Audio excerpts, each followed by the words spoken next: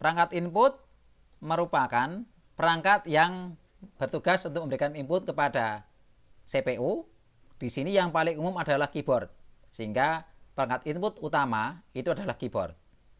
Untuk saat ini, perangkat yang kedua adalah mouse atau pointing device. Kalau kita gunakan laptop, perangkat ini biasanya sudah ada di dalam keyboardnya, ya. Biasanya kita letakkan di bagian bawah di situ sebagai pengganti dari mouse. Namun banyak orang yang masih menggunakan mouse sebagai peralatan tambahan yang lebih gampang. Nah, perangkat input yang ketiga adalah webcam. Kalau kita gunakan laptop, ini juga sudah ada di dalam laptop tersebut, ya. Jadi sudah ada di situ, terhubung secara internal, sehingga tinggal kita nyalakan saja. Begitu. Tugasnya adalah memasukkan sinyal video ke dalam komputer. Kemudian ada mikrofon, ya. Ini juga kalau kita gunakan laptop sudah ada biasanya di secara internal. Tugasnya adalah memasukkan data-data suara, ya, sinyal suara ke dalam komputer. Kemudian ada juga joystick. Ini kita gunakan untuk masukkan perintah-perintah ke dalam komputer, ya. Gunanya untuk game biasanya. Paling banyak itu dilakukan untuk game. Kemudian touchscreen. Ini kita gunakan untuk memasukkan perintah melalui layar monitor. Jadi layar monitor ini merupakan perangkat input, namun umumnya adalah perangkat output.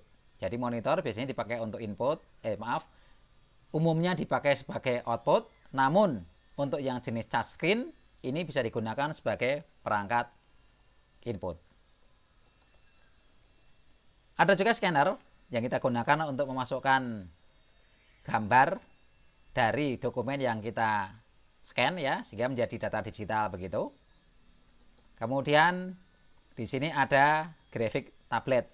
Ini adalah suatu perangkat yang kita gunakan biasanya untuk memasukkan gambar ke dalam, memasukkan titik-titik vektor ke dalam komputer, ya. Jadi kita buat di situ, kita hubungkan dengan CPU dan kita bisa melakukan masukan untuk komputer. Ada lagi remote control yang kita gunakan untuk masukkan sinyal-sinyal tertentu untuk mengontrol komputer, biasanya sekedar untuk menggantikan beberapa kunci dari keyboard. Yang paling sering kita gunakan adalah alat bantu untuk presentasi PowerPoint, kita gunakan remote control di situ. Ada juga kamera digital. Kamera digital ini fungsinya mirip-mirip dengan webcam, ya, tapi dia terpisah dari situ. Biasanya kita berikan dalam bentuk data digital yang kita simpan ke dalam komputer. Jadi modelnya biasanya demikian.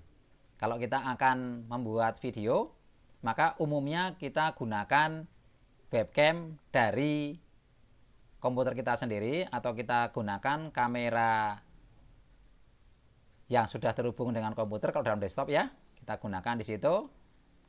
Dan jarang sekali yang menggunakan kamera digital yang kotak itu sebagai input langsung untuk merekam video dari pemakai langsung masuk ke dalam komputer. Biasanya untuk kamera digital ini kita simpan dulu di dalam kameranya sendiri.